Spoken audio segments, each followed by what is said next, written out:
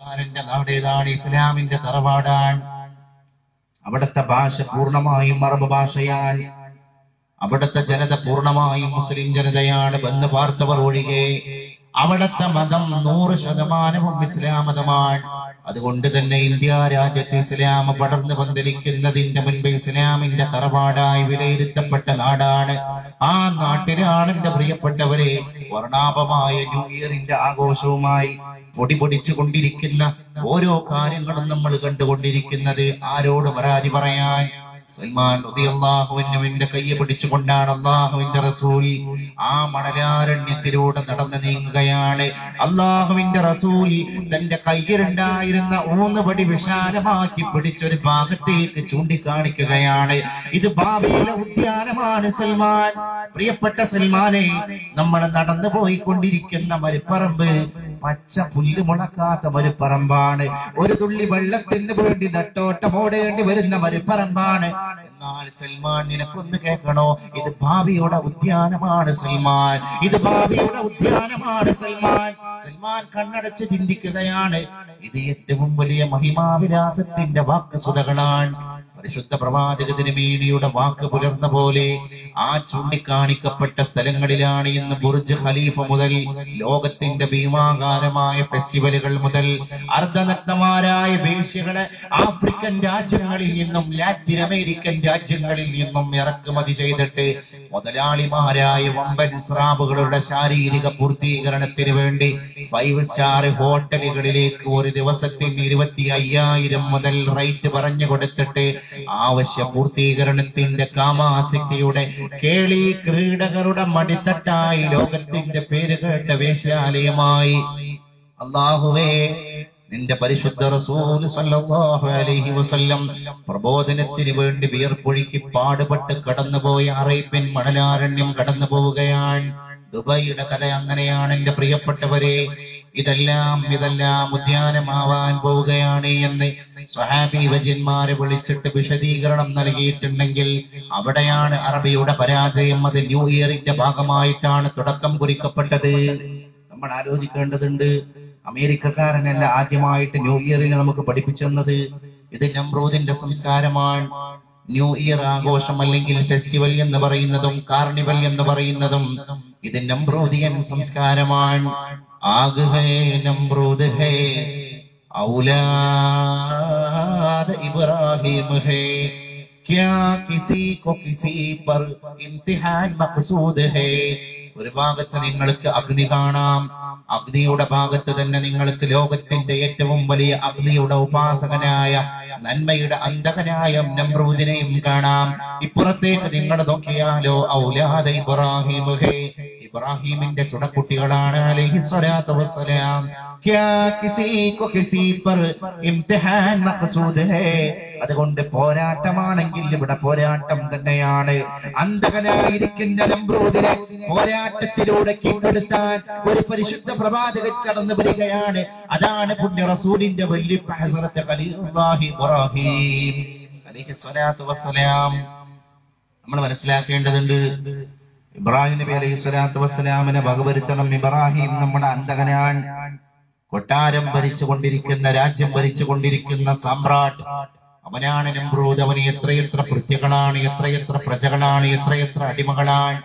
അതുകൊണ്ട് തന്നെ തന്റെ മുതലിന്റെ ആസക്തി കൊണ്ട് ആർഭാടത്തിലൂടെ ജീവിതത്തിന്റെ സ്വർഗീയ സുഖങ്ങളിലേക്ക് കടന്നു പോകാൻ ഖജനാവിന്റെ പൊതുമുതലിനെ ഉപയോഗപ്പെടുത്തിയിട്ടും തീരാത്ത, പൊങ്ങാത്ത, അടങ്ങാത്ത ദുരയുമായിട്ടാണ് നമ്രൂദ് കടന്നു വരുന്നത്. നമ്രൂദിന് സഹായം ചെയ്തു കൊടുക്കുന്നത് ഇബ്ലീസുൽ ലഈനാൻ. പിശാച് വന്നിട്ട് നമ്രൂദിനോട് പറയുകയാണ്, ഇബ്രാഹിമിനെ കൊല്ലാൻ ഞാൻ നിങ്ങളുടെ സഹായമായി വർത്തിക്കുകയാണ്. എന്റെ പൂർണ്ണ പിന്തുണ ആ അന്തകരെ കൊലപ്പെടുത്താൻ ഞാൻ നിങ്ങൾക്ക് നൽകിയിരിക്കുകയാണ്. അതുകൊണ്ട് നമുക്കൊരു ചവണയുണ്ടാക്കാം, ചവണയിൽ ഇബ്രാഹിമിനെ ഇരുത്താം. ആ ചവണ തൊടുത്തു വിടുമ്പോൾ അങ്ങ് രൂപം അങ്ങ് തയ്യാർ ചെയ്ത തീകുണ്ടാരത്തിലേക്ക് ഇബ്രാഹിമിനെ നമുക്ക് തൊടുത്തുവിടാം. ഇതാണ് രണ്ടുപേരുടെയും തീരുമാനം. അതിൽ ഇബ്ലീസ് സഹായമായി വർത്തിക്കുകയാണ്. ഒരാഴ്ച മുമ്പ് തീ കത്തിക്കപ്പെടുകയാണ്. കിലോമീറ്ററുകൾക്ക് പുറത്തുള്ള ഭീമാകാരമായ മാമരങ്ങൾ പോലും കത്തിച്ചാമ്പലായി, ചാരമായി, വെണ്ണീരായി പോയി എന്ന് ചരിത്രത്തിലൂടെ നമുക്ക് കാണാൻ സാധ്യമാണ്. എന്നാൽ ഇബ്രാഹിം അലൈഹിസ്സലാത്തു വസ്സലാമിനെ കൊലപ്പെടുത്തുന്നതിന്റെ ഒരാഴ്ച മുമ്പ് നമ്രൂദ് കൊണ്ടുവന്നത് ഫെസ്റ്റിവലാണ്. ഇവിടെ നമുക്ക് ആഘോഷം പൊടിക്കണം, ആവശ്യ സാധനങ്ങളുടെ വിലകൾ അതിന്റെ പകുതിയിലേക്ക് നമുക്ക് താഴ്ത്തണം, ആളുകളെ നമുക്ക് ആകർഷിക്കണം. ഇബ്രാഹിമിനെ കൊലപ്പെടുത്തപ്പെടുന്ന മൈതാനി വലിയ വാണിജ്യത്തിന്റെ വേദിയാകണം, അത് സ്ത്രീ പുരുഷന്മാര് സംഘം ചേരലിന്റെ വേദിയാകണം, ഇത് അവിഹിത ബന്ധങ്ങളുടെ വേദിയാകണം. ഒരു ഫെസ്റ്റിവൽ പൊടിപൊടിക്കുമ്പോഴാണ് അതിന്റെ പേരിൽ കുടുംബം വീട്ടിന്റെ രഹസ്യത്തിന്റെ ഉള്ളറയിൽ നിന്ന് അതിന്റെ പേരിലെങ്കിലും പുറത്തേക്ക് ഇറങ്ങുന്നത്. അതിന്റെ പേരിൽ ഇവിടുത്തെ സ്ത്രീകൾ വഴിവിളക്കണം. അതുകൊണ്ട് തന്നെ നമ്രൂദാണ് ആദ്യമായി ലോക ചരിത്രത്തിൽ ഫെസ്റ്റിവലിന് തുടക്കം കുറിക്കപ്പെടുന്നത്. ആ നമ്രൂദിയൻ സംസ്കാരമാണ് ന്യൂ ഇയറിലൂടെ നമ്മുടെ മാപ്പിള സഹോദരൻ തന്റെ വീട്ടിലും തന്റെ നാട്ടിലും തന്റെ സംസ്കാരത്തിലുടനീളം പ്രകാശിപ്പിച്ചുകൊണ്ടിരിക്കുന്നു. അള്ളാഹു ഇതിന് നൽകുന്നത് കഠിനമായ ശിക്ഷയാണ്. അതിന്റെ ഏറ്റവും വലിയ വൃത്താന്തമാണ് നമ്രൂദ്.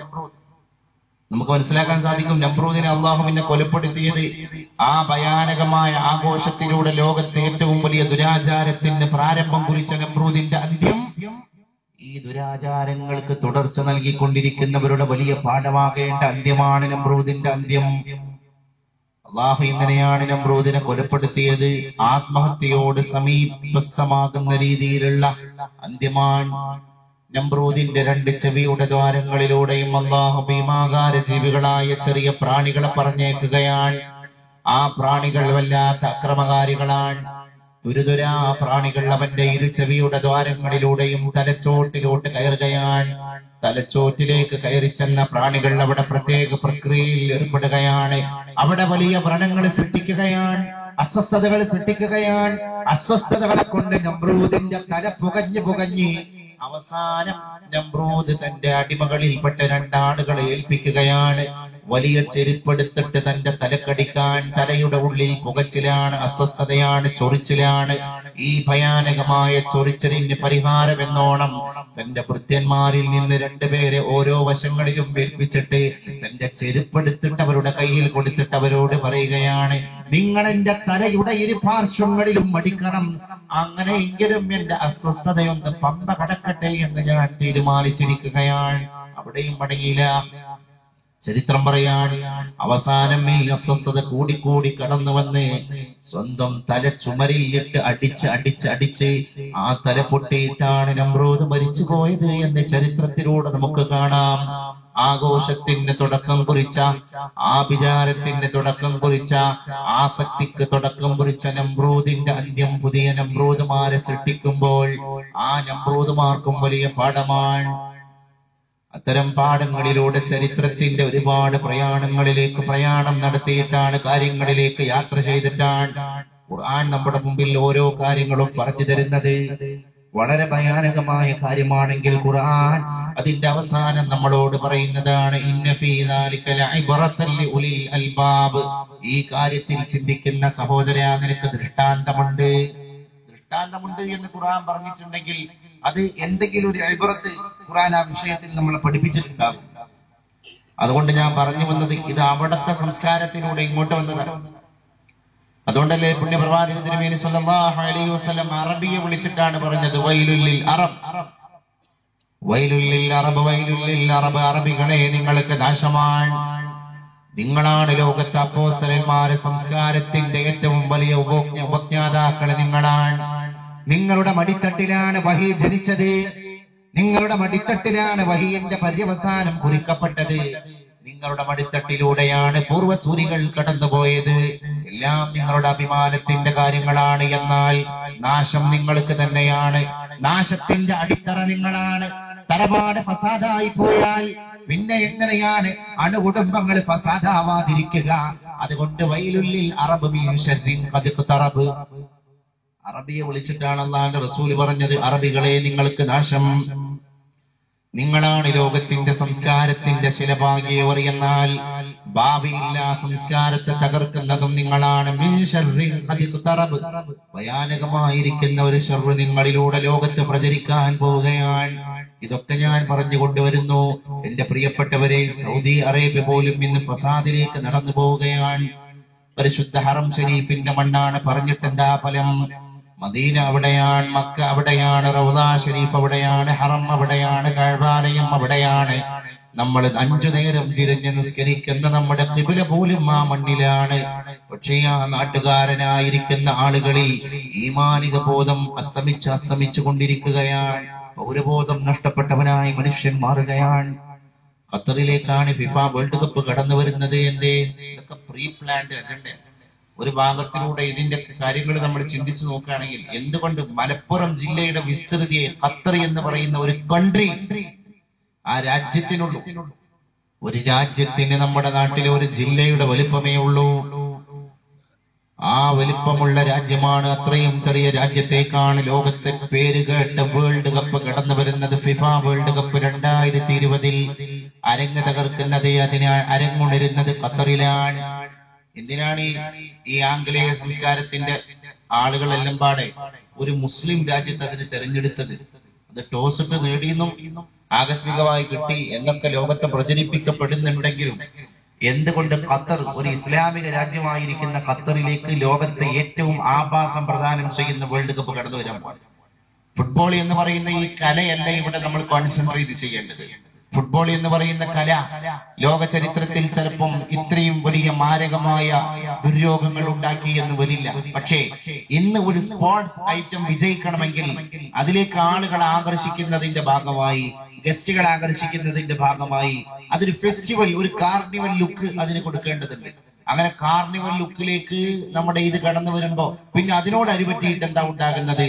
ആഫ്രിക്കയിൽ കഴിഞ്ഞ ഫിഫ വേൾഡ് കപ്പ് നടന്ന സാഹചര്യത്തില് ആഫ്രിക്കൻ രാജ്യത്തില് തന്നെ ഉള്ളറകളിലെ പ്രവിശ്യകളിൽ നിന്ന് വേശ്യമാരെ സെലക്ട് ചെയ്തിട്ടാണ് വേൾഡ് കപ്പ് വേദിയിലേക്ക് എത്തിച്ചത് എന്ന് പത്രദ്വാര നമുക്കറിയാൻ കഴിഞ്ഞു.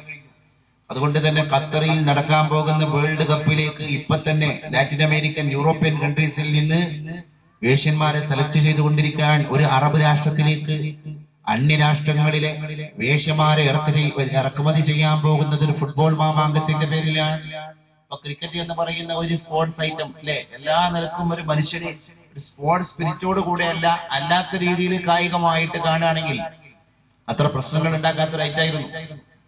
കാരണം അതിന്റെ ഡ്രസ്, അതിന്റെ യൂണിഫോം എന്ന് പറയുന്നത് തന്നെ ഫുട്ബോളിനേക്കാൾ ബെറ്ററാണ്. പക്ഷേ അതിന്റെ ഐറ്റം മാറിപ്പോ ഇപ്പൊ കാണികൾ ആകർഷിക്കുന്നതിന്റെ ഭാഗമായിട്ട് ചിയർ ഗേൾസ്, കാര്യമായിട്ട് ബാറ്റ്സ്മാനെയും ബൗളറെയും ഫീൽഡേഴ്സിനെയും ഒക്കെ പ്രകാശിപ്പിക്കുന്നതിനപ്പുറം ക്യാമറ കണ്ണുകൾ പതിയുന്നത് ചിയർ ഗേൾസ് എന്ന് പറയുന്ന ഈ സൗന്ദര്യ പറവകൾ എന്ന് വിശേഷിപ്പിക്കപ്പെടുന്ന കാണികളെ ശ്രദ്ധയാകർഷിക്കാൻ വേണ്ടി വാടകയ്ക്ക് ഇറക്കുമതി ചെയ്യുന്ന ഇത്തരത്തിലുള്ള മാദക നർത്തകിമാരുടെ മേനിയഴകിന്റെ പ്രദർശന വേദിയായി ഇതും മാറി. എന്തിനാ ഖത്തർക്കും ഫിഫ വേൾഡ് കപ്പും ക്രിക്കറ്റും ഫുട്ബോൾക്കും ഒക്കെ പോണത്? ആക്ച്വലി മലബാറിലെ മുസ്ലിം പെൺകുട്ടി അഭിനയിച്ച് തീർക്കുന്ന റിയാലിറ്റി ഷോ മതിയല്ലോ. അത് പട്ടുർമാലായാലും വേണ്ടില്ല, 14,000 വേണ്ടില്ല, 26,000 വേണ്ടില്ല. എന്റെ പ്രിയപ്പെട്ടവരെ, എവിടുക്കാ നമ്മുടെ തലമുറ പോകുന്നത് അല്ലേ? 10-15 വയസ്സ് വരെ നമ്മൾ ശരിക്കും പഠിപ്പിക്കുകയാണ്. മോളെ, അഖ്ലാഖ് എന്താണ്, ദീനിയാത്ത് എന്താണ്, അഖീദ എന്താണ് ഉസ്വത്തുൻ ഹസന, ആരാണ് ഉലുൽ അസ്മ്, എന്താണ് നിസ്കാരത്തിന്റെ ഷർത്ത് ഫർള്, ഇത്തരം കാര്യങ്ങളൊക്കെ പഠിപ്പിക്കാൻ നിന്റെ വ്യവസ്ഥാപിതമായ ജീവിതത്തിന്റെ ശൈലി, ഇസ്ലാമിന്റെ കർമ്മശാസ്ത്രത്തിന്റെ വിശകലനത്തിലൂടെ എന്താവണം, എല്ലാം ഒരു കുട്ടിയെ പഠിപ്പിക്കപ്പെടാൻ. ഈ പഠിപ്പിക്കപ്പെട്ടതിന്റെ ശേഷം ഈ കുട്ടിക്ക് കച്ചവടം പറയുന്നൊരു ബ്രോക്കറായിട്ട് രക്ഷിതാവ് മാറും അല്ലെ? എവിടുക്കാ നമ്മുടെ സമുദായം പോകുന്നത്? പാടി കഴിഞ്ഞതിന് ശേഷം 50 മാർക്ക് എന്തിനാണ്? കുട്ടിന്റെ പെർഫോമൻസിന്. അപ്പൊ പാട്ടിന് 50 മാർക്കേ ഉള്ളൂ എന്നർത്ഥം. വാപ്പ വന്നിട്ട് പറയാണ്, വേദിയിൽ വാപ്പുണ്ട്, ഉമ്മുണ്ട്, എല്ലാരും ഉണ്ട്. അവസാനം വാപ്പ മൈക്ക് കയ്യിൽ പിടിച്ചിട്ട് പറയാണ്, എന്റെ മോളുടെ പെർഫോമൻസ് നിങ്ങൾക്കെല്ലാം പറ്റിയിട്ടുണ്ടാവും. പക്ഷേ ആളുകളൊക്കെ മോളുടെ ഫോർമാറ്റ് ഇതാണ്, ഈ ഫോർമാറ്റിലേക്ക് SMS ചെയ്തിട്ട് എന്റെ കുഞ്ഞിനെ ഒന്ന് രക്ഷപ്പെടുത്തുക. എന്തൊരു റിക്വസ്റ്റ് ആണ് അല്ലേ? ആ സമയം കുഞ്ഞുമോളുടെ ശരീരത്തിന്റെ എല്ലാ ഭാഗങ്ങളും അവളുടെ ആട്ടവും ചാട്ടവും ഭാവപ്രകടനങ്ങളും താളമേളങ്ങളും ശ്രുതിയും സ്വരവും മേനിയഴകും ഒക്കെ തന്നെ ഓൺ ദി സ്പോട്ട് ക്യാമറ കണ്ണിലൂടെ പകർത്തി ലക്ഷക്കണക്കിന് ആളുകളിലേക്ക് ലൈവായിട്ട് ഡിസ്ട്രിബ്യൂട്ട് ചെയ്യപ്പെട്ടാണ്. തന്റെ സ്വന്തം മകളുടെ സ്വകാര്യതയാണ് ഈ വിൽക്കപ്പെട്ടത് എന്ന് ചിന്തിക്കാൻ ഒരു രക്ഷിതാവ് പോലും തയ്യാറായി. അപ്പൊ പുതിയ പുരോഗതിയുടെ അടയാളമായിട്ട് ഈ ഇത്തരം കാര്യങ്ങളൊക്കെ നമ്മുടെ കുടുംബാന്തരീക്ഷത്തിലൂടെ തന്നെ വളർന്നു വരുമ്പോ നമ്മുടെ കുടുംബ സാഹചര്യം തന്നെ ഇനി വളർന്നു വരുന്ന ഒരു കുട്ടിയെ സംബന്ധിച്ചിടത്തോളം കോരങ്ങിന് ഏണി വെച്ച് കൊടുക്കേണ്ട ആവശ്യമില്ല എന്ന് പറയുന്ന തരത്തിലേക്ക് പോയിട്ടുണ്ട്, അധപ്പതിച്ചിട്ടുണ്ട്. അതുകൊണ്ട് വളർന്നു വരുന്ന അല്ലെങ്കിൽ പിഴച്ചു പോകുന്ന കൗമാരത്തെ പരിയാടാക്കിയിട്ട് കാര്യമില്ല. യൗവനത്തെ നമ്മൾ പ്രതിക്കൂട്ടിൽ നിർത്തിയിട്ട് കാര്യമില്ല.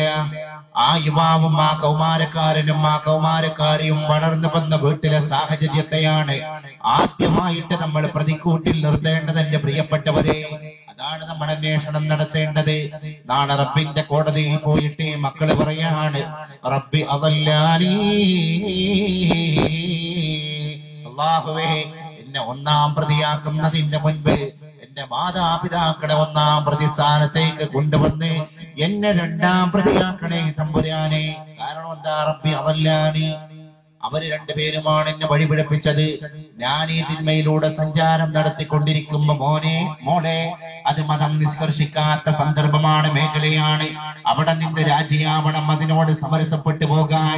നമ്മുടെ മതം ഇതിനെ പഠിപ്പിക്കുന്നില്ല എന്ന് പറഞ്ഞിട്ട് കുഞ്ഞുമോളുടെ കൈ പിടിച്ചിട്ട് കുഞ്ഞുമോന്റെ കൈ പിടിച്ച് ശാസിക്കേണ്ടിടത്ത് ശാസിക്കാൻ, ഉപദേശിക്കേണ്ടിടത്ത് ഉപദേശിക്കാൻ, തിരുത്തേണ്ടിടത്ത് തിരുത്താൻ, അല്ലേ, കൊള്ളേണ്ടതിനെ കൊള്ളാൻ, തള്ളേണ്ടതിനെ തള്ളാൻ അവരെ പര്യാപ്തമായ ഒരു മനസ്സിന്റെ ഉടമയാക്കി കുഞ്ഞിനെ മാറ്റാൻ മാതാവിനും പിതാവിനും കഴിയാതെ വന്നാൽ അവര് പിന്നെ ന്യൂ ഇയർ ആഘോഷങ്ങളെ പൊടിപൊടിച്ചാലും ശരി, അവൻ ഭാവിയിലെ കള്ളുകുടിയനായാലും ശരി, അവൻ മോഷ്ടാവായാലും ശരി, അവൻ സാഹചര്യത്തെയാണ് കുഞ്ഞ് പഠിച്ചുകൊണ്ടിരിക്കുന്നത്. അല്ലാതെ ജനിക്കുമ്പോൾ തന്നെ ആരും കുറ്റവാളിയായിട്ട് ജനിക്കുന്നില്ല. ഈ സാഹചര്യം, അറ്റ്മോസ്ഫിയർ. അമേരിക്കയിലെ ആഡം എന്ന് പറയുന്ന 19കാരനാണ് സ്വന്തം മാതാവിന്റെ മേശപ്പുറത്തുള്ള പിസ്റ്റൾ എയർ ഗൺ എടുത്തിട്ട് മാതാവിനെ ഷൂട്ട് ചെയ്ത് കൊലപ്പെടുത്തി. സ്കൂളിൽ പോയി സ്റ്റാഫ് റൂമിൽ കയറി ഒരു 4-5 അധ്യാപകരെ കൊന്നു. ഒരു സ്റ്റാൻഡേർഡിൽ കയറി ഒരു ക്ലാസ്സിൽ കയറി അവിടുത്തെ ഒരു 21 കുട്ടികളെയും അവന് ഷൂട്ട് ചെയ്ത് കൊലപ്പെടുത്തി.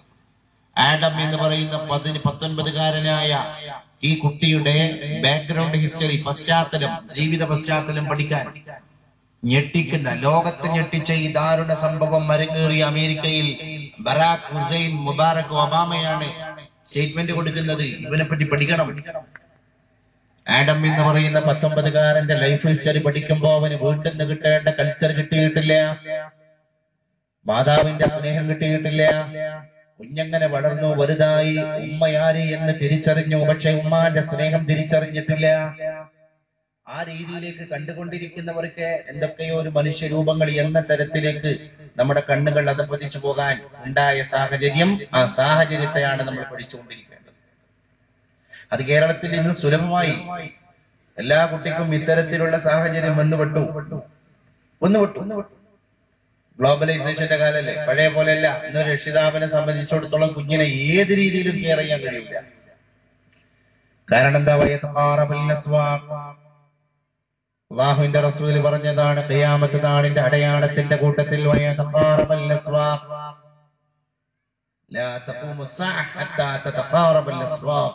സൂഖുകൾ അടുത്ത് വന്നിട്ടല്ലാതെ ഖിയാമത്ത് നാള് സംഭവിക്കില്ല.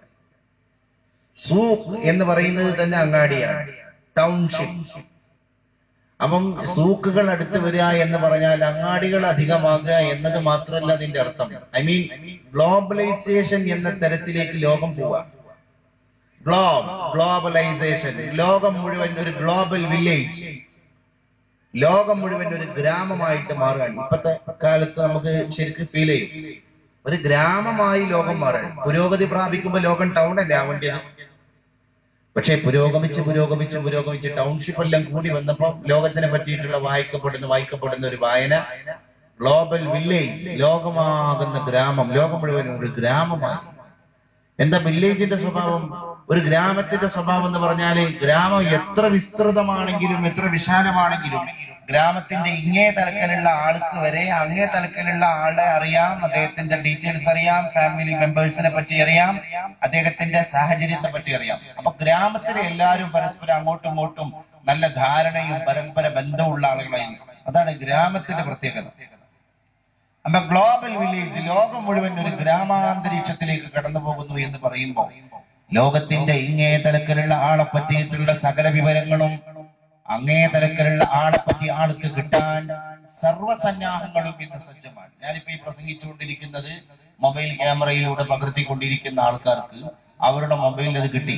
നെറ്റ് കണക്ഷൻ ഉണ്ടെങ്കിൽ ലൈവായിട്ട് നെറ്റിലേക്ക് അതിനെ കണക്ട് ചെയ്താൽ ഓൺ ദി സ്പോട്ട് ഇപ്പൊ തന്നെ ദുബായിലുള്ള അമേരിക്കയിലുള്ള നമ്മുടെ സഹൃദയരായ സ്നേഹിതർ ലൈവായിട്ട് അത് കാണുന്നു. അപ്പൊ എന്തായി, ഒരു ഗ്രാമത്തിൽ പണ്ടുണ്ടായിരുന്നത് ഈ തലത്തിലുള്ള ആൾ ആ തലത്തിലുള്ള ആൾക്ക് അറിയുന്നതിനേക്കാൾ സ്പീഡായി ലോകത്തിന്റെ ഈ തലത്തിലുള്ള ആളെ ആ തലത്തിലുള്ള ആൾക്ക് അറിയാൻ പറ്റുന്ന ഒരു കൺസെപ്റ്റിലേക്ക് ഗ്ലോബലൈസേഷൻ, ലോകമാകുന്ന ഗ്ലോബൽ വില്ലേജ് കടന്നുപോയി.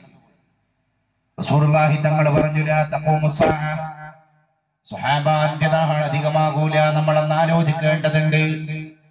ഇസ്ബാനിയ എന്ന് പറയുന്ന അന്തരിസിന്റെ വടിത്തട്ടിലേക്ക് ത്വാരിഖ് ഒരു സിയാദ് കടന്നുപോയത് മാസങ്ങളുടെ ത്യാഗം സഹിച്ചിട്ടാണ്. നഹാബന്ദി എന്ന് പറയുന്ന സ്ഥലത്തേക്ക് ഹസ്രത്ത് ഉമർ ഫാറൂഖ് റളിയല്ലാഹു അൻഹു മഹാനായ ഉമർ ഇബ്നുൽ ഖത്താബ് റളിയല്ലാഹു അൻഹു സൈന്യത്തെ അയച്ചു.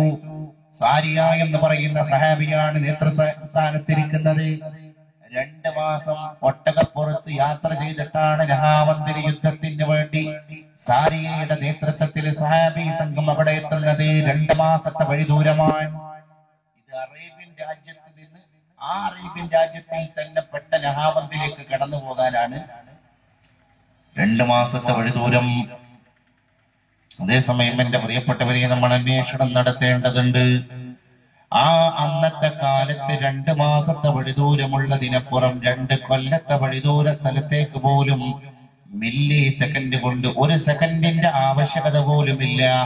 മില്ലി സെക്കൻഡ് കൊണ്ട് വാർത്താ സന്ദേശങ്ങൾ ലൈവായിട്ട് എത്തിക്കപ്പെടുന്ന പുതിയ ലോകത്തിന്റെ നവലോക ക്രമത്തിന്റെ മുമ്പിൽ അതപ്പതിക്കാൻ കൂടുതൽ ദൂരം പോണ്ട. എന്റെ പ്രിയപ്പെട്ടവരെ, എല്ലാം എളുപ്പമായി കൊണ്ടിരിക്കുകയാണ്. എല്ലാ മാർഗങ്ങളും നമ്മുടെ പുതിയ ലോകത്ത് എളുപ്പമായി കൊണ്ടിരിക്കുകയാണ്. എല്ലാത്തിന്റെയും കവാടം മലർക്ക് തുറക്കപ്പെട്ടുകൊണ്ടിരിക്കുകയാണ്. ആ കവാടത്തിലേക്കാണ് നമ്മുടെ കുഞ്ഞുമോൻ കടന്നു പോകുന്നത്. അമേരിക്കയിലെ ആഡം തുറന്നതും ആ കവാടമാണ്. നമ്മുടെ കൊച്ചുമോനും തുറക്കുന്നത് ആ കവാടമാണ്.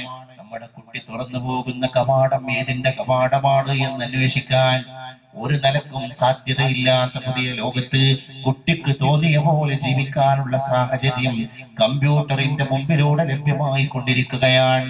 ലക്ഷക്കണക്കിന് അശ്ലീല വെബ്സൈറ്റുകളാണ് കേന്ദ്ര സർക്കാർ ഇടപെട്ടിട്ട് പോലും നിരോധിക്കാൻ സാധിക്കാതെ ആധുനിക നെറ്റ് ഓൺലൈൻ സംവിധാനങ്ങളിൽ കടക്കുന്നത് എന്ന് തിരിച്ചറിഞ്ഞ കൗമാരക്കാരൻ വീടിന്റെ മുമ്പിലുള്ള കമ്പ്യൂട്ടർ കണക്റ്റഡ് ആയിരിക്കുന്ന ഇന്റർനെറ്റ് കണക്റ്റഡ് ആയിരിക്കുന്ന കമ്പ്യൂട്ടറിലൂടെ തന്റെ പഠനാർഹമായ വിവരങ്ങൾ ശേഖരിക്കാനുള്ള സൗകര്യമുണ്ടായിട്ടും തന്റെ സ്വകാര്യത സൂക്ഷിക്കാൻ പര്യാപ്തമായ ഇന്റർനെറ്റ് കഫേകളിലേക്ക് മണിക്കൂറിന് റെന്റ് കൊടുത്തിട്ട് റിസ്ക് എടുത്ത് കടന്നു പോവുകയും അവിടെ 2, 3, 4 മണിക്കൂർ ചെലവഴിക്കുകയും ചെയ്യുമ്പോൾ ആ കൗമാരക്കാരൻ ഇന്റർനെറ്റ് കഫേയിൽ പോയി ചെയ്തിട്ട് തന്റെ കമ്പ്യൂട്ടറിലേക്ക് അപ്ലോഡ് ചെയ്യുന്ന ഡൗൺലോഡ് ചെയ്യുന്ന കാര്യങ്ങൾ എന്തൊക്കെയെന്ന് തിരിച്ചറിയാൻ ആധുനിക രക്ഷാകർതൃത്വത്തിന് സാധ്യമല്ലാതായ ലോകത്തിന്റെ മുമ്പിൽ എന്റെ കുഞ്ഞുമക്കളെ നമുക്ക് അതപ്പതിക്കാൻ ഒരുപാട് സുലഭമായ വഴികളാണ്.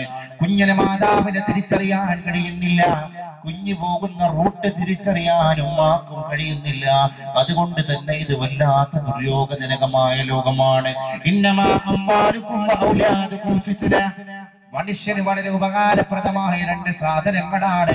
ഒന്ന് സന്താനമാണ്, മറ്റൊന്ന് സമ്പത്താണ്. എന്നാൽ അല്ലാഹു പറയുന്നത് നിങ്ങളുടെ സന്താനവും ഫിത്ന, നിങ്ങളുടെ സമ്പത്തും ഫിത്ന. അതല്ലയോ നമ്മൾ ഇന്ന് കണ്ടുകൊണ്ടിരിക്കുന്നത്. പരലോകം മനുഷ്യൻ ശരിക്കും മറക്കാൻ കാരണം, അല്ലെങ്കിൽ അവന് അസ്വസ്ഥത ഉണ്ടാക്കിയതിന്റെ കാരണം ഈ ഉപകാരപ്രദമായ 2 കാര്യങ്ങളാണ് എന്ന് നമുക്ക് ബോധ്യപ്പെടുകയാണ് എന്റെ പ്രിയപ്പെട്ടവരെ.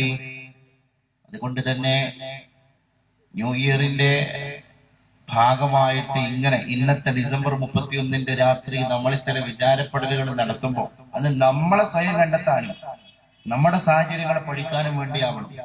എന്തിനാ നമ്മള് സ്വന്തം തല കത്തിക്കൊണ്ടിരിക്കുമ്പോ മല കത്തുന്നത് നോക്കണ്? അന്യനെ കുറ്റം പറയാൻ ഇറങ്ങി പുറപ്പെടുന്നതിന് മുമ്പ് നമ്മുടെ അവസ്ഥ ഒന്ന് നമ്മൾ ചിന്തിക്കണം. പിതാവിന്റെ അടുക്കൽ വന്നിട്ട് +2 പഠിക്കുന്ന ചെക്കനെ പറ്റി, കുട്ടിയെപ്പറ്റി പരാതി പറയാൻ വരികയാണ്. ഈ +2 പഠിക്കുന്ന കുട്ടിയുടെ രക്ഷിതാവായ പിതാവായ ആളുടെ അടുക്കലേക്ക് നാട്ടിലെ സന്നദ്ധ സംഘടനയുടെ പ്രവർത്തകന്മാർ എന്താണ് അവനെ പറ്റി കണ്ട കാഴ്ച?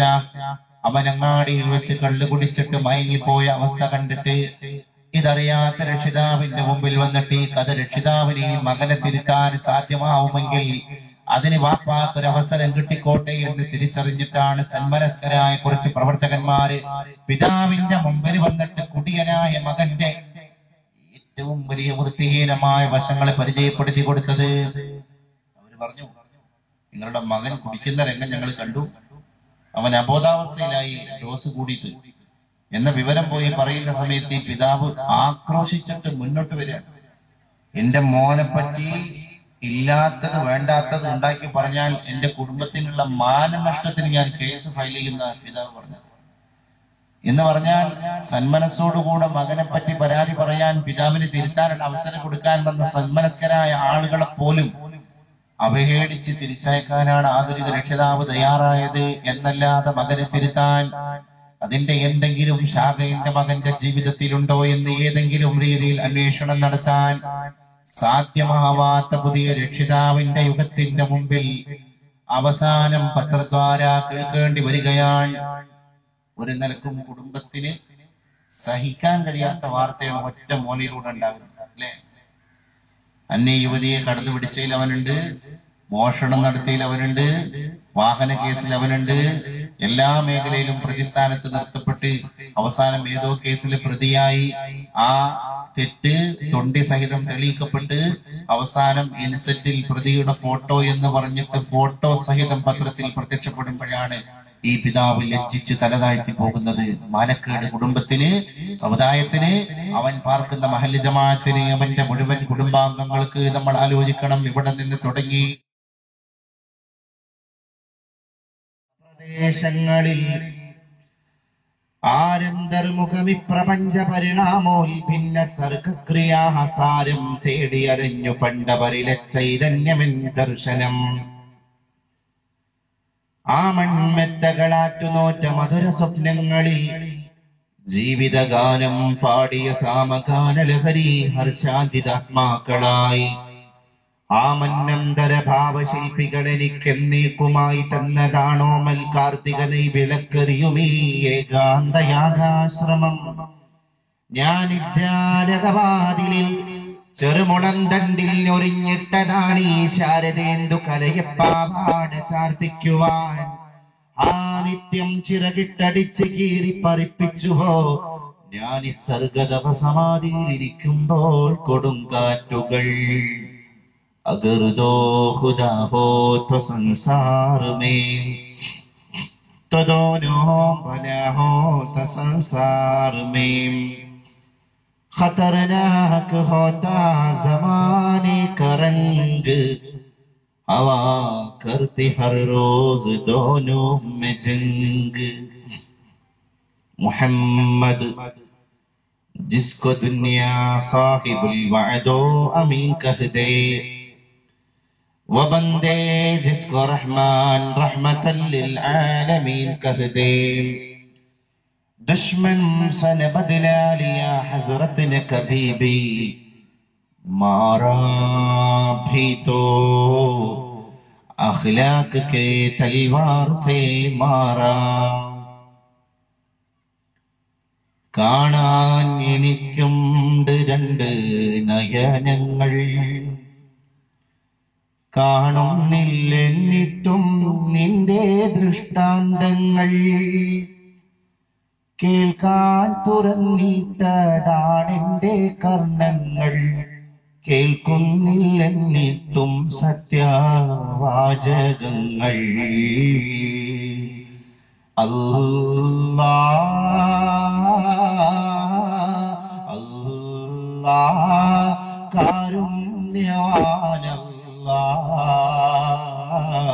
എല്ലാം കാണുന്നവനെ, എല്ലാം കേൾക്കുന്നവനെ, എന്റെ വേദന തീർക്കല്ലാ, നീ എന്റെ വേദന തീർത്തിടല്ലാ. ഹൃദയത്തുടിപ്പെന്റെ ജീവന്റെ ആധാരം, അതു നിന്നു പോയാൽ പിന്നെന്തു പരിഹാരം.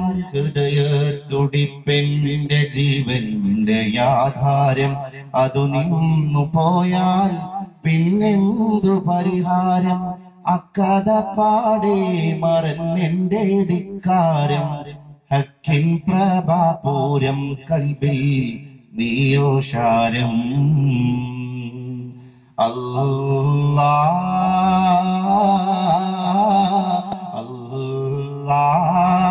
കാരുണ്യവാനവല്ലാ എല്ലാം കാണുന്നവനെ എല്ലാം കേൾക്കുന്നവനെ എന്റെ വേദന തീർക്കല്ലാ നീ എന്റെ വേദന തീർത്തിടല്ലാ. സമാദരണീയരായ സത്യവിശ്വാസ മദ്ഹബിന്റെ ഇമാമായ ഇമാമന ശാഫിഈ റഹ്മത്തുള്ളാഹി അലൈഹി, ശാഫി ഇമാമ തന്നെ പറയുകയുണ്ടായി, സഹിബ്തു സൂഫിയ, ഞാൻ സൂഫികളുമായി കൂട്ടുകൂടി അവരുമായിട്ട് സൗഹൃദത്തിൽ ഏർപ്പെട്ടു. ഫലം മസ്തഫിദ് മിൻഹും സിവാ ഹർഫൈൻ, സൂഫികളോടൊപ്പം എനിക്ക് ജീവിച്ചപ്പോ രണ്ട് വാക്കുകളാണ് എനിക്ക് അവരിൽ നിന്ന് പഠിക്കാൻ കഴിഞ്ഞത്. രണ്ട് കാര്യങ്ങളാണ് സൂഫികളുമായി ജീവിച്ചപ്പോ എനിക്ക് പഠിക്കാൻ കഴിഞ്ഞത്. അതിലൊന്നാമത്തെ വാചകം അൽ വഖ്തു സൈഫുൻ, സമയം ഒരു ഘടകമാണ് സഹോദര. ഇൻ ഖതഅതഹാ, നീ അതിനെ ഛേദിച്ചാൽ ഖണ്ഡിച്ചാൽ, സമയം ഒരു ഘടകമാണ്, ഒരു വാളാൻ. നിന്റെ മുമ്പിലുള്ള സമയം ഒരു വാളാൻ. ആ വാളിനെ നീ അങ്ങോട്ട് ഉപയോഗിച്ച് വെട്ടിയിട്ടില്ലെങ്കിൽ ആ സമയം നിന്നെ വെട്ടിക്കളയുന്നതാണ്, നിന്റെ സ്ഥാനം നശിപ്പിക്കുന്നതാണ്, നിന്റെ അഭിമാനത്തിന് ക്ഷതം വരുത്തുന്നതാണ്. അതുകൊണ്ട് സമയം ഒരു വാളാണ്. ആ വാളിനെ യഥാർത്ഥ രീതിയിൽ ഉപയോഗപ്പെടുത്തലാണ്.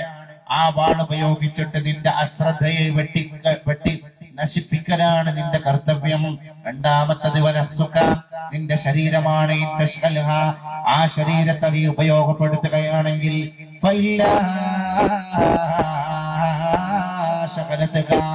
ആ ശരീരത്തെ നീ വേണ്ട രീതിയിൽ ഉപയോഗപ്പെടുത്തിയിട്ടില്ലെങ്കിൽ, ആ ശരീരത്തെ നീ വേണ്ട രീതിയിൽ ജോലിയിലാക്കിയിട്ടില്ലെങ്കിൽ ശരീരം നിന്നെ ജോലിയിലാക്കുന്നതാണ് സഹോദര.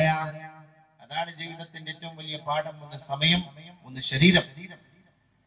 സമയത്തിന് വേണ്ടി നമ്മൾ ജോലി കൊടുത്തിട്ടില്ലെങ്കിൽ സമയം നമുക്ക് ജോലി തരും.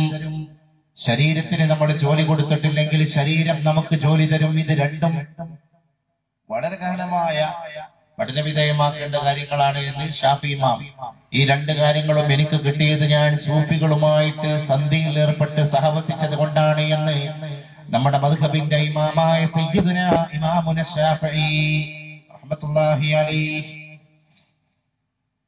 അതുകൊണ്ട് മാതാവിന്റെ ഭാഗത്തുനിന്ന് ഉണ്ടാകണമെന്ന് ഞാൻ പറഞ്ഞുകൊണ്ട്, അൽ ഉമ്മു മദ്റസത്തുൻ ഇദാ അദത്തഹാ അദത്ത ജീലാ തയ്യിബൽ അത്റാഫി. മാതാവാണ് മതകലാലയം. ഒരു കുട്ടിയുടെ മതകലാലയം അത് ഉമ്മയാണ്. ഉമ്മാന്റെ മടിത്തട്ടിൽ നിന്നാണ് കുഞ്ഞ് സംസ്കാരം പഠിച്ചു വരുന്നത്. മാതാവ് പറഞ്ഞ എവിടെയാണ്? മാതാവ് എന്ന് പഠിപ്പിച്ച എന്താണ്? ആ കുഞ്ഞിന്റെ മനസ്സിൽ എന്നും രൂഢമൂലമായി നിലനിൽക്കും. ശങ്കല്ല കാര്യം, ആ കാര്യത്തിൽ ഒരു സംശയം വേണ്ട. ഉമ്മയാണ് മതകലാലയം, മാതാവ് ഉമ്മയാണ് മദ്രസ. അതുകൊണ്ട് മാതാവാകുന്ന മദ്രസ, ആ മാതാവാകുന്നതിന്റെ മദ്രസിനെ നീ വേണ്ട രീതിയിൽ പുലർത്തിപ്പോന്നാൽ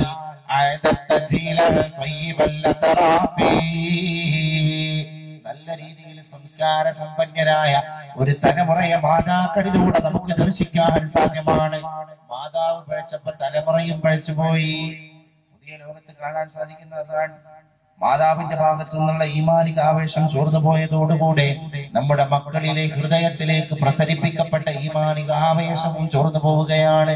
എല്ലാം റബ്ബിനാണ് എന്ന് നമ്മൾ പറയാറുണ്ട്. ഇന്ന സ്വലാത്തി, എന്റെ നമസ്കാരം, വനുസ്കി, എന്റെ ആരാധന, വമഹയായ, എന്റെ ജീവിതം, മമാതി, എന്റെ മരണം, ലില്ലാഹി റബ്ബിൽ ആലമീൻ, ലോകരക്ഷിതാവേ നിനക്കാണ്. ലാ ശരീക ലഹു, അല്ലാഹുവേ അവന് പങ്കുകാരില്ല നിനക്ക്. വബിദാലിക ഉമിർതു, ആ കാര്യം കൊണ്ടാണ് ഞാൻ കൽപ്പിക്കപ്പെട്ടത്. വഅന മിനൽ മുസ്ലിമീൻ, അതുകൊണ്ട് ഞാൻ സത്യവിശ്വാസിയാണ് തമ്പുരാനെ എന്നാണ് അടിമ സാക്ഷ്യം വഹിക്കുന്നത്. നമുക്ക് മനസ്സിലാക്കാൻ കഴിയണം. അപ്പോ കഴിഞ്ഞത് കഴിഞ്ഞു. പിന്നുള്ളത് tomorrow. Tomorrow is A promissory note. നാളെ എന്ന് പറയുന്നത് ഒരു വാർദ്ധക്യ സംഖ്യ മാത്രമാണ്. അത് കിട്ടിയോ? ഇല്ല. കിട്ടോ? അറിയൂല. ഒരാൾ തരാമെന്ന് ഏറ്റ സംഖ്യയാണ്, നാളെ അത് കിട്ടുമോ എന്നറിയൂല. കിട്ടിയിട്ടില്ല എന്ന കാര്യം നിസ്തർക്കമാണ്, കിട്ടുമോ എന്ന കാര്യം അത് ആശങ്കാജനകമാണ്. നാളെ എന്ന് പറയുന്ന ലോകം എനിക്കും നിങ്ങൾക്കുണ്ടെന്ന് പറയാൻ എന്ത് അവകാശമാണ്? ഇല്ല ഇല്ല ഇല്ല, ഒന്നുമില്ല. ആ ബാലവൃദ്ധം ജനങ്ങൾ ചിരിക്കുന്നു, ആശുവായി തീരും മരണം മറക്കുന്നു, ആശുപത്രിക്കട്ടിലാണ് കൈമാറുന്നു, ആംബുലൻസിന്റെ നമ്മെ നടുക്കുന്നു, ആതുരാശുശ്രൂഷകർ കൈമലർത്തുന്നു, ആരാരും അറിയാ ശ്മശാനവും പുൽകുന്നു. എല്ലാം കഴിഞ്ഞു പോവാ. എന്നിട്ടും മനുഷ്യന്റെ വിചാരം എന്താണ്?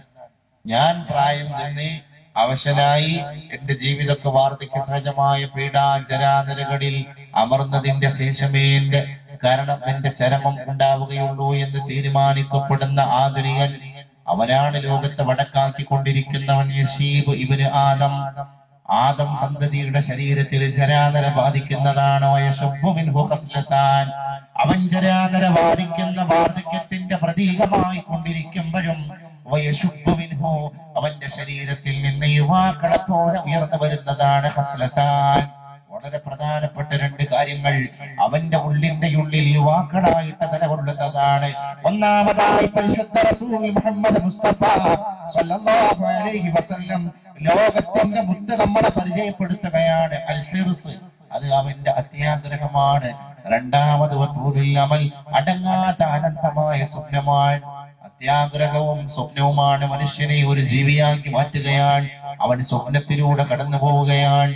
എന്റെ ജീവിതം കാലാവസാനം വരെ ഉണ്ടാകും, എന്നിട്ടേ ഞാൻ മരണമടയുള്ളൂ എന്ന് തീരുമാനിക്കാൻ ആധുനിക ചെറുപ്പക്കാരൻ പോലും മുന്നോട്ട് വന്നിരിക്കുകയാണ്. ഈ ഒരൊറ്റ ചിന്തയാണ് മനുഷ്യനെ മരണം അറിയിപ്പിച്ചതും ആഘോഷങ്ങൾക്ക് ശക്തി പകരാൻ അവന് പ്രേരിപ്പിച്ചത്.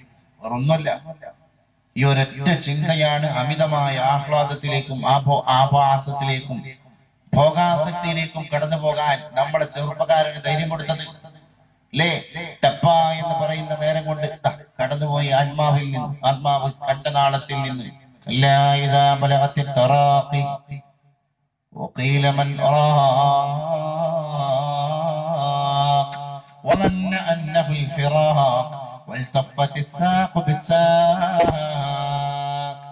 സഹോദര, മനുഷ്യ, നീ കരുതിയ പോലെയല്ല കാര്യം. നിന്റെ കണ്ടകാണങ്ങളിൽ നിന്റെ റൂഹ് പിടിച്ചു കൊണ്ടുവന്നാൽ അപ്പോഴാണ് പറയുകയാണ്, ആരാണ് മന്ത്രിക്കാനുള്ളത്? ഇത് മന്ത്രവാദി വരേണ്ട രോഗമല്ല. പിന്നെ അവന് ബോധ്യപ്പെടുകയാണ് അന്നഹുൽ ഫിറാഖ്, ഇത് മരണത്തിന്റെ വേദനയാണ്. ഇത് മന്ത്രവാദി വന്നിട്ട് ശമനം നടത്തേണ്ട വേദനയല്ല. ഇത് മരണക്കാരൻ സിദ്ധൌഷധം കുറിക്കേണ്ട രോഗമല്ല. അന്നഹുൽ ഫിറാഖ്, ഇത് വിരഹ നൊമ്പരമാണ്. ഇത് വേർപാടിന്റെ വേദനയാണ്. ഇത് അവസാനത്തെ യാത്രയുടെ അടയാളമാണ്. അതുകൊണ്ട് ആ വേദനയുടെ ഭാഗമായിട്ട് എന്റെ കണ്ണങ്കാലുകൾ തമ്മിൽ കൂട്ടിയുരസുകയാണ്.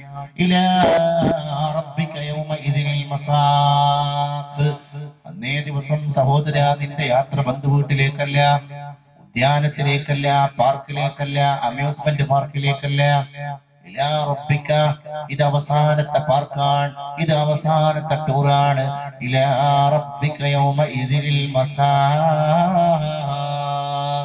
അല്ലാഹുവിന്റെ അടുക്കലേക്കാണ് നിന്റെ അവസാന ശയനം കടന്നു പോകുന്നത്. ആ ശയനത്തിന് വേണ്ടി നമ്മൾ എന്ത് നേടി? അതൊക്കെയാണ് പുതുവത്സരത്തിന്റെ ഭാഗമായിട്ട് ശരിക്കും നമ്മൾ ഹൃദയത്തോട് ചോദിക്കേണ്ട ചോദ്യമാണ്. ഹാസിബു അൻഫുസകും ഖബ്ല അൻ തുഹാസബു. ഓരോ ദിവസവും ഈ ഹിസാബിന്റെ അവസരമായിരുന്നു മഹാന്മാർക്ക്. പഴയ കാലത്ത് ഒരു ആലിം ജീവിച്ചു പോയിരുന്നു. ആ മനുഷ്യൻ സുബൈ മുതൽ ളുഹർ വരെയുള്ള തെറ്റുകൾ എന്തൊക്കെയാണെന്ന് അങ്ങനെ ചിന്തിക്കും. എന്നിട്ട് ളുഹർക്ക് എഴുതി വെക്കും, സുബൈ മുതൽ ളുഹർ വരെ ഞാൻ ചെയ്ത കാര്യങ്ങൾ എന്തൊക്കെയാണ് തമ്പുരാനെ, ചെറുതും വലുതുമായ തെറ്റുകൾ എന്തൊക്കെയാണ് തമ്പുരാനെ. അതൊരു വൈറ്റ് പേപ്പറിൽ അദ്ദേഹം തന്നെ എഴുതി വെക്കുകയാണ്. പിന്നെ ളുഹർ നമസ്കരിക്കുകയാണ്. അതിനുശേഷം അസർ വരെ അദ്ദേഹം ജീവിതം നയിക്കുകയാണ്. അസർ ബാങ്ക് വിളിയാണം മുഴങ്ങിക്കഴിഞ്ഞാൽ ആ സൂഫി കടന്നു വന്ന് വീണ്ടും പേപ്പർ എടുക്കുകയാണ്. എന്നിട്ട് ളുഹർ മുതൽ അസർ വരെ ചെയ്ത തെറ്റുകളെ കോറിയിടുകയാണ്. മഗ്രിബായാൽ മഗ്രിബ് വരെയുള്ളത്, ഇശാ ആയി കഴിയുമ്പോ മഗ്രിബ് മുതൽ ഇശാ വരെയുള്ളത് എല്ലാം കഴിഞ്ഞ് തന്റെ രാത്രിയിലെ ഭക്ഷണം കഴിഞ്ഞ് തന്റെ കുടുംബസമേതം വീട്ടിലേക്ക് ഉറങ്ങാൻ പോകുമ്പോ എല്ലാവരും ഉറങ്ങിക്കിടക്കുമ്പോ ഈ മനുഷ്യൻ എണീറ്റ് വരികയാണ്. എന്നിട്ട് ആ ദിവസത്തിലെ തന്റെ തെറ്റുകളുടെ പേപ്പർ എടുത്തിട്ട് തന്റെ മുമ്പിൽ നിന്നിട്ടൊരു കോടതിയിലെ ജഡ്ജിനെ പോലെ സ്വന്തം ശരീരത്തെ പ്രതിക്കൂട്ടിൽ നിർത്തിയിട്ട് ഈ സൂഫി വര്യൻ ചോദ്യം ചെയ്യുകയാണ്. സുബഹി മുതൽ ഇശാ വരെ ഒരു പേപ്പർ നിറയെ തന്റെ ശ്വാസോച്ഛ്വാസങ്ങളുടെ തിന്മ അടക്കം എഴുതി വെക്കപ്പെട്ട ഹിസാബിന്റെ കിതാബ് താൻ തന്നെ തന്റെ മുമ്പിൽ വായിച്ചു കേൾപ്പിക്കുകയാണ്. എന്നിട്ട് ആ ദിവസത്തെ തൗബ പൂർത്തീകരണം നടത്തിയതിന്റെ ശേഷമല്ലാതെ എനിക്ക് കണ്ണടക്കാൻ കഴിയൂല, അതെന്റെ ജീവിതത്തിന്റെ മുഹാസബത്താണ് എന്ന് പറയാൻ ഒരു സൂഫി വര്യൻ തന്റെ ജീവിതത്തിന്റെ ഇടനാഴികളിലൂടെ കടന്നുപോയി. ആ മഹാനായ പണ്ഡിതന്റെ ജീവിതം ഒരു ദർശനമാണ്, അതൊരു മുഹാസബത്താണ്. പുണ്യ റസൂൽ സ്വഹാബത്തിനോട് പറഞ്ഞ പോലെ ഹാസിബു അൻഫുസകും ഖബ്ല അൻ തുഹാസബു, നിങ്ങളുടെ റബ്ബിന്റെ കോടതിയിൽ കണക്കിന് ചോദ്യം ചെയ്യപ്പെടുന്നതിന്റെ മുന്നോടിയായി സ്വശരീരത്തോടുണ്ട് നിങ്ങൾക്കൊരു ചോദ്യം ചെയ്യൽ. അതാണ് മുഹാസബത്തുൻ നഫ്സ്. നമ്മുടെ പഴയ ആളുകൾ, നാടന്മാരടക്കം നമ്മുടെ കുടുംബങ്ങളിൽ ചെയ്തതാണ്. ലോകം മുഴുവൻ തണുപ്പിന്റെ കട്ടിക്കരിമ്പടം പുതച്ച് പുതപ്പിൽ ചൂളി ഉറങ്ങുന്ന സമയത്ത്, കൂർക്കം വലിച്ച് ഉറങ്ങിക്കൊണ്ടിരിക്കുന്ന സമയത്ത് അരണ്ട നിലാവിന്റെ വെളിച്ചത്തിൽ പുറത്തേക്ക് ഇറങ്ങിയാൽ ഓരിയിടുന്ന കുറുക്കന്മാരുടെ ശബ്ദം മാത്രം കേൾക്കാൻ സാധിക്കുന്ന നിശബ്ദതയിൽ ആ മൂകയാമത്തിന്റെ തണുപ്പിനെ വകഞ്ഞു മാറ്റിയിട്ട് പുറത്തു പോയി മൺപൂജയിൽ പോയി അംഗസ്നാനം ചെയ്തിട്ട് തന്റെ വീട്ടുകാര് പോലും അറിയാതെ മുസല്ലയിട്ടിട്ട് വീടിന്റെ അകത്തടത്തിൽ ആ മുസല്ലയിൽ തന്റെ നെറ്റിത്തടത്തിലെ സുജൂദ് കൊണ്ടതിനെ അലങ്കരിച്ച് അവിടെ വെച്ച് നടത്തുന്ന ഒരു ദുആ ഉണ്ട്. ആരോരും കാണാത്ത ദുആ, റബ്ബിനെ മാത്രം കാണുന്ന ദുആ, റബ്ബ് മാത്രം കാണുന്ന ദുആ. അവര് രണ്ടുപേരും തമ്മിൽ സംഭാഷണം നടത്തുന്ന ദുആ. തന്റെ കൂടെ ശയ്യ പങ്കിട്ടുകൊണ്ടിരിക്കുന്ന പ്രിയതമ ഇത് അറിയുന്നില്ല, തന്റെ മക്കൾ ഇതറിയുന്നില്ല, തന്റെ വേണ്ടപ്പെട്ട ഉറ്റവർ ഉടയവർ അറിയുന്നില്ല. ആ ദുആയിലാണ് ഹൃദയത്തിന്റെ പൂട്ട് പൊട്ടാറുള്ളത്, ആ ഹൃദയത്തിലാണ് കണ്ണ് കലങ്ങാറുള്ളത്. അവിടെയാണ് ഹൃദയം അടുപ്പത്തേക്ക് വെക്കപ്പെട്ട പാത്രത്തിലെ വെള്ളം തിളക്കും പോലെ ഏങ്ങരടിച്ച് കരയാറുള്ളത്. അതാണ് തൗബയുടെ സഹോദര, നമ്മളിപ്പോ നടത്തിയ ഒരു പ്രക്രിയ ഉണ്ടല്ലോ, അതാണ് മുഹാസബത്തുൻ നഫ്സ്. സ്വന്തം ശരീരത്തിന്റെ ഉള്ളിന്റെ ഒരുക്കങ്ങളെ റബ്ബിലേക്ക് സമർപ്പണം നടത്തുകയാണ്, അല്ലാഹു ഏറ്റെടുക്കുകയാണ്. റഹ്മത്തിന്റെ മാലാഖമാര്, രാത്രിയുടെ ഡ്യൂട്ടി നോക്കുന്ന മാലാഖമാര് എല്ലാം പൂർത്തിയാക്കപ്പെട്ട ശേഷം അല്ലാഹുവിന്റെ ഹദറത്തിലേക്ക് കടന്നു പോവുകയാണ്. അല്ലാഹുവേ, ഒരടിമ ഞങ്ങളെ അത്ഭുതപ്പെടുത്തി. പടച്ച റബ്ബിന്റെ മുമ്പിൽ അവർ സാക്ഷ്യം പറയുകയാണ്, തമ്പുരാനെ, ഒരടിമ ഞങ്ങളെ അത്ഭുതപ്പെടുത്തിയിരിക്കുകയാണ്, അവന് മഗ്ഫിറത്ത് കൊടുക്കണേ അല്ലാ. അവന്റെ കർമ്മങ്ങൾ ഞങ്ങളെ അത്ഭുത പരതന്ത്രരാക്കിയിരിക്കുകയാണ്. റബ്ബിന്റെ കോടതിയിൽ പോയിട്ട് മാലാഖമാര് സത്യം പറയുകയാണ്. അങ്ങനെ എത്ര നാടന്മാര് നമ്മുടെ ഇടയിൽ ജീവിക്കുന്നു അല്ലേ? അവർ ചെയ്തതായിട്ടൊന്നുമില്ല പുറത്ത്, ജീവിതത്തിന്റെ പുറമെ അവർ ചെയ്തതായ ഒരു നന്മയും നാട്ടിൽ എഴുതപ്പെടുന്നില്ല. പക്ഷെ എന്നിട്ടും സ്വന്തത്തെ പറ്റി പഠിക്കാൻ എല്ലാവരും ഉറങ്ങിക്കൊണ്ടിരിക്കുന്ന സമയത്തിന്റെ നിഗൂഢത അവർ തെരഞ്ഞെടുക്കുകയാണ്. എന്തിനാണ്? ഞാൻ ഈ ചെയ്യുന്നത് മറ്റുള്ളവനെ ബോധ്യപ്പെടുത്താനാണ് എന്ന ചിന്ത ഏതായാലും രാത്രി എനിക്ക് വരൂല, കാരണം എന്നെ കാണാനാണില്ല. അതുകൊണ്ട് ഞാൻ ഈ ചെയ്യുന്നത് റബ്ബിനാണ് എന്ന ആത്മാർത്ഥത കടന്നു വരുമ്പോ അവിടെ ദുആഇനും ഒരു ആത്മാർത്ഥതയുണ്ടാകും. അതുകൊണ്ടാണ് ഞാൻ രാവിലെ അർദ്ധരാത്രി പിന്നിട്ടതിന്റെ ശേഷമുള്ള യാമങ്ങളെയാണ് എന്നെപ്പറ്റി തിരിച്ചറിയാൻ, എന്റെ റബ്ബിനോട് കടപ്പാടുകൾ അറിയിക്കാൻ തെരഞ്ഞെടുക്കാറുള്ളത് എന്ന് പല ആളുകളും നമ്മുടെ കേരളക്കരയിൽ പോലും വിളിച്ചു പറയാറുണ്ടായ കാരണം അതാണ്.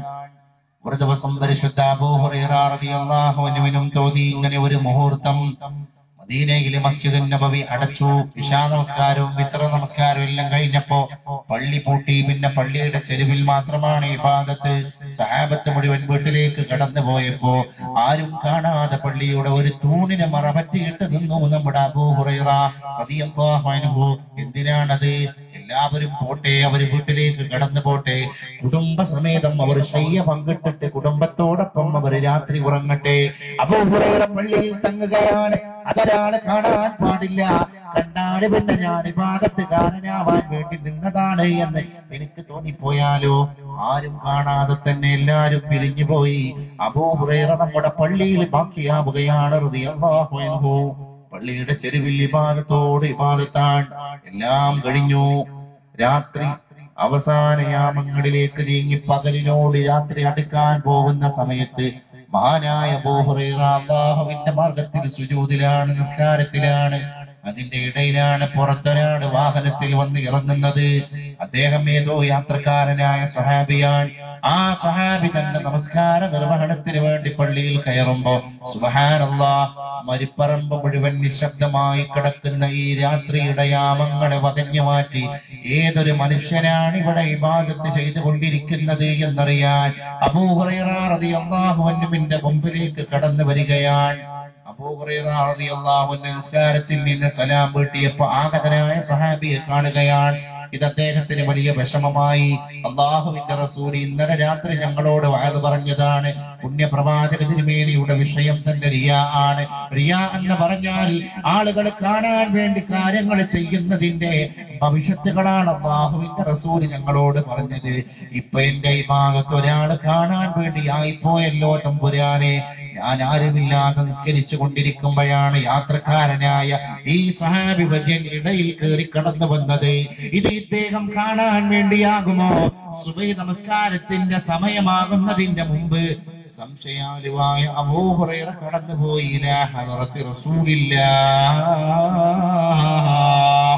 സ്വല്ലല്ലാഹു അലൈഹി വസല്ലം. അഷ്റഫുൽ ഖൽഖിന്റെ വാതിൽ മുട്ടി. പുണ്യപ്രവാചക തിരുമേനി വാതിൽ തുറന്നു. ചോദിച്ചു, അബൂ ഹുറൈറ, എന്തേ അപ്രതീക്ഷിതമായി പതിവിലും നേരത്തെ ഒരു വരവ്? ഇത് ആകസ്മികമായ ഒരു വരവാണല്ലോ. അസ്വസ്ഥ ചിത്തനായ അബൂ ഹുറൈറ റളിയല്ലാഹു അൻഹു കതച്ചിട്ട് മറുപടി പറഞ്ഞു, പുണ്യ റസൂലേ, ഒരു സംശയം എന്നെ വല്ലാതെ അസ്വസ്ഥതയിലേക്ക് കൊണ്ടുപോവുകയാണ്. അങ്ങ് ഇന്നലെ രാത്രി ഞങ്ങൾക്ക് പറഞ്ഞു തന്നത് റിയാഇനെ പറ്റിയിട്ടുള്ള പഠനമാണ്. ഇന്നിന്റെ രാത്രി ഞാൻ നിസ്കരിച്ചു കൊണ്ടിരിക്കുമ്പോഴാണ് ഒരാൾ വന്നു എന്റെ നമസ്കാരം കണ്ടു. അത് അദ്ദേഹം കാണാനായി പോകുമോ റസൂലേ? അങ്ങനെ ഒരു നീയത്ത് കടന്നു വന്നോ എനിക്കെന്നറിയില്ല.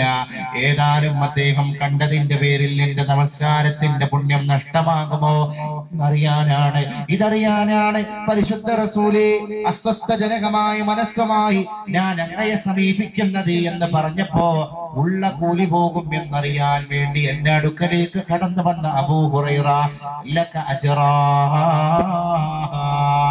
യാ അബാ ഹുറൈറ, ലക അജ്റാനി, നിനക്ക് 2 കൂലിയാണടാ സഹോദര. ഉള്ള കൂലി പോകുമോ എന്ന് ഭയപ്പെട്ടിട്ട് എന്നോട് സംശയം ചോദിക്കാൻ നേരത്തെ കടന്നു വന്ന സ്വഹാബി സഹോദര, നിനക്ക് 2 പുണ്യമാണടാ, നിനക്ക് 2 പുണ്യമാണടാ. അബൂ ഹുറൈറ ആനന്ദ നൃത്തം ചവിട്ടുകയാണ്. അദ്ദേഹം പുണ്യ റസൂലിനോട് ചോദിച്ചു, എങ്ങനെയാണ് റസൂലേ 2 പുണ്യം ലഭിക്കുന്നത്? പരിശുദ്ധ പ്രവാചക തിരുമേനി വിശദീകരിച്ചു കൊടുക്കുകയാണ്. ഒന്നാമത്തത് അജ്റുസ്സിദ്ദി, രണ്ടാമത്തത് അജ്റുൽ അലാനിയ. ഒന്നാമത്തത് നിന്റെ നമസ്കാരം നീ മനഃപൂർവ്വമാണ് രഹസ്യമാക്കി വെക്കാൻ തീരുമാനിച്ചത്. നീ നിസ്കാരം രഹസ്യമാക്കാൻ വേണ്ടിയാണല്ലോ എല്ലാരും പിരിയാൻ കാത്തുനിന്നത്. എല്ലാവരും പിരിഞ്ഞപ്പോഴാണ് ഖിയാമുൽ ലൈലിന് നീ തുടക്കം കുറിച്ചത്. അതുകൊണ്ട് നിന്റെ നിസ്കാരത്തിന്റെ നീയത്ത് രഹസ്യമാവലാണ്. നീ രഹസ്യമാക്കിയതിന്റെ കൂലിയാണ് നിന്റെ ഒന്നാമത്തെ പുണ്യം.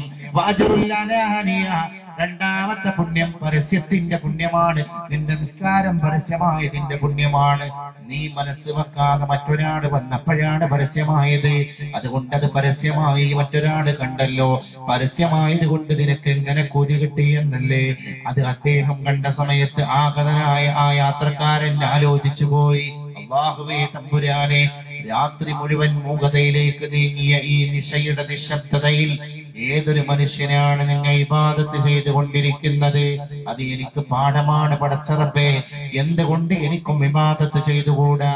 നിന്റെ നിസ്കാരം പരസ്യമായതിന്റെ പേരിൽ ഈ ഒരു പാഠമാണ് യാത്രക്കാരനായ മനുഷ്യന് പഠിക്കേണ്ടി വന്നത്. ഇതിനേക്കുള്ള രഹസ്യത്തിന്റെ രണ്ടാമത്തെ കൂലിയാണ് അജ്റുൽ അലാനിയ. ആ രണ്ടാമത്തെ കൂലി പരസ്യമാക്കിയതിന്റെ കൂലിയല്ല, പരസ്യമായതിന്റെ കൂലിയാണ് അബൂ ഹുറൈറ എന്ന് പുണ്യ പ്രവാചക തിരുമേനി സ്വല്ലല്ലാഹു അലൈഹി വസല്ലം. അതുകൊണ്ട് യാമങ്ങൾ സജീവമാക്കപ്പെടേണ്ടതാണ്. Today is a ready cash.